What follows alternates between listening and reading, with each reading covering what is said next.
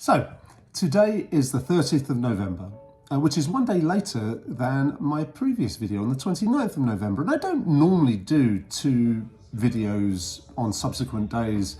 I have done, but it's pretty rare.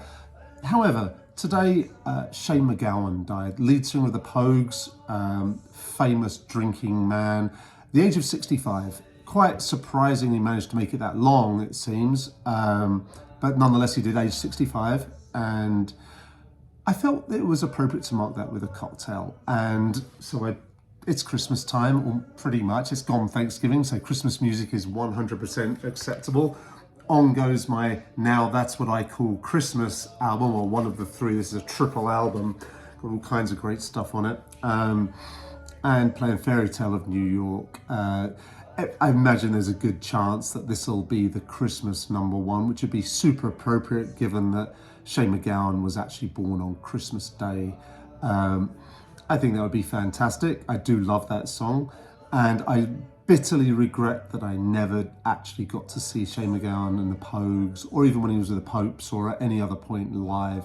He hung around Camden quite a lot, and many of the people I grew up with or subsequently knew did actually get to spend time with him. I mean, that term with him is, you know, he may not have been there because he may have, you know, physically there, but he may have had a few drinks. But I kind of regret never seeing them live, never actually meeting Shane MacGowan. That would have been kind of cool. He was one of those legendary, iconic figures, and the world is a poorer place without him. So tonight what I'm going to do is make a drink in his honor.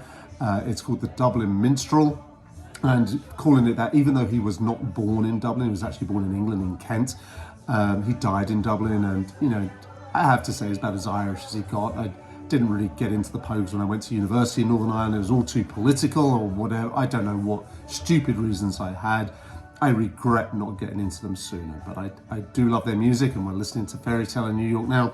As we make the cocktail we're going to make, it's a riff on the last word, but it uses Irish whiskey, and I'm going for paddies instead of gin, and apart from that, it's pretty typical. Usually the last word is an equal parts cocktail, but Simon Difford, who invented this cocktail, suggests that maybe with the base spirit you make that a little stronger. Is more suited to modern palates that way, and I kind of agree with him. That's what I'm going to do. So this is a, rather than equal parts, it's 1.5 parts of the paddies and 1 part of each of the other ingredients. And I'm actually using milliliters here, so it's going to be 30, 20, 20, 20, because that's easier than the American ounce equivalent, which is 1 ounce, 2/3 of an ounce, 2/3 of an ounce, 2/3 of an ounce. It's all the same stuff. That's what I'm measuring out, and that's what we're going to do. So let's start with the whiskey. Any blended Irish whiskey will work very well, just like that. And then, of course, my favorite alcohol, maybe it's my favorite. I don't know, I like mezcal, but this, I love Green Chartreuse. There's something so interestingly complex about its smell, about its look, about all of it. And I'm going to put my 1 part of Green Chartreuse in there. Next ingredient, same as with the last word, is our maraschino liqueur. Same amount as the Green Chartreuse, 2/3 of an ounce or 20 mils, like so. And then the final ingredient is some fresh squeezed lime. How do you know that's fresh squeezed? Well, you don't, except I've got the little twist of it still left here, so you're gonna have to believe me on that one. Again, 1 part, 2/3 of an ounce, or let's look at the right measurements. Otherwise I'll be putting the wrong stuff in there. There we go, milliliters, doing 20 of that, or 2/3 of an ounce. As I said, it's got citrus in it, so we give that a good shake.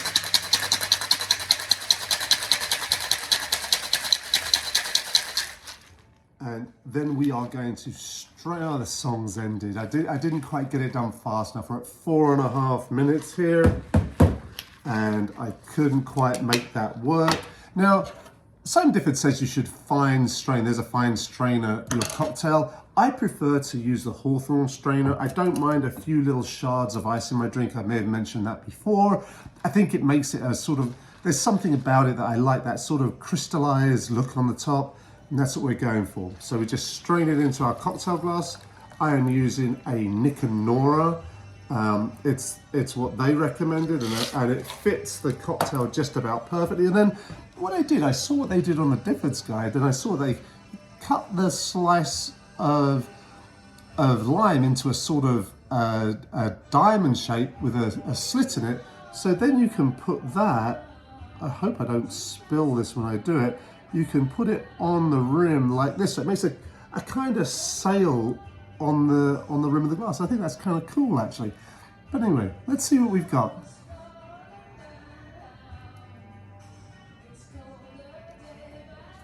Oh, that's excellent. I think he would approve. Well, cheers, Shane McGowan. Sláinte.